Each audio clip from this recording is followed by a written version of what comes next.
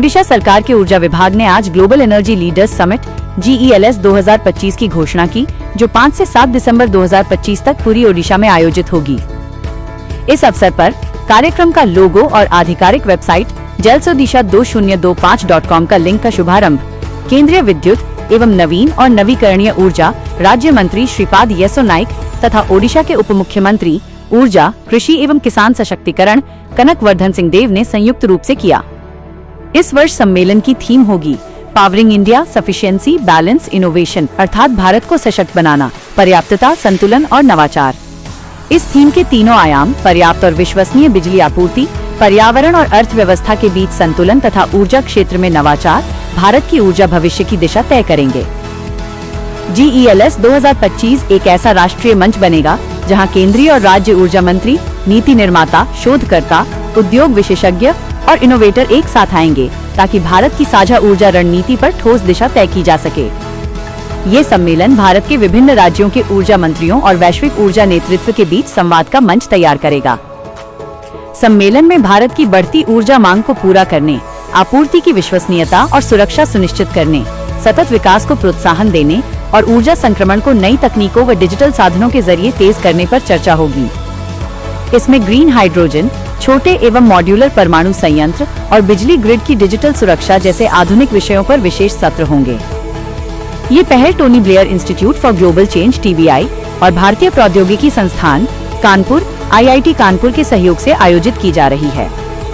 ये भारत में अपनी तरह की पहली और अनोखी पहल है।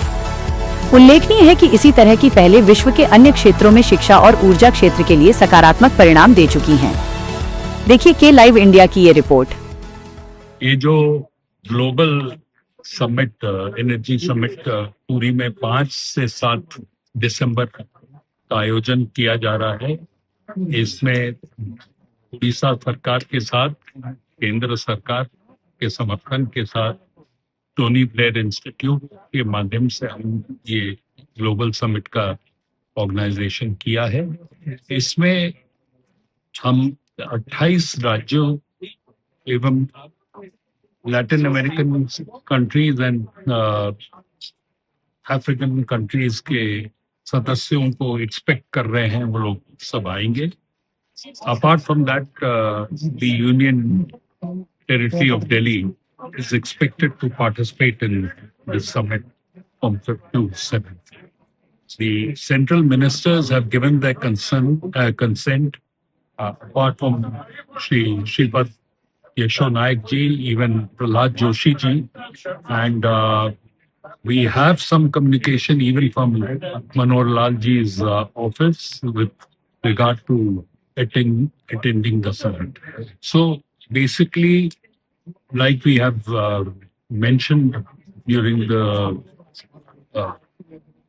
question answer session, this is the first summit of its kind which is being held in the state in Odisha, and आप लोगों को सबको, आपण मानक समस्त को, ओडिशा को ये समिट समय आसवा पाई, महाप्रभु जगन्नाथन को दर्शन करने पाई एवं ओडिशा रो इनिशिएटिव टाकू लोकों को पाखु देश रो अन्य जगह को पहुंचेवा पाई। सबसे पहले ओडिशा गवर्नमेंट, खास करके हमारे डिप्टी सीएम श्री कनक सिंह देव जी का अभिनंदन करता हूं।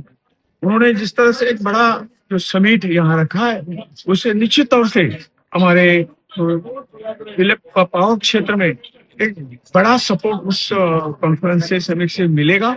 और भारत सरकार, मैंने कहा ही है, भारत सरकार पूरी तरह से इस समिट को मदद करेंगे, इनके पीछे रहेंगे, उनको सपोर्ट करेंगे। ये समिट इतने लोग आएंगे और यहाँ जो कुछ पावर सेक्टर में जो एडवांसमेंट लाने हैं, और या न्यू रिन्यूएबल एनर्जी हो या पावर सेक्टर हो, उसमें जिस तरह से आज काम चल रहा है, मुझे पूरा विश्वास है ये समिट हमको और ताकत दे देगा।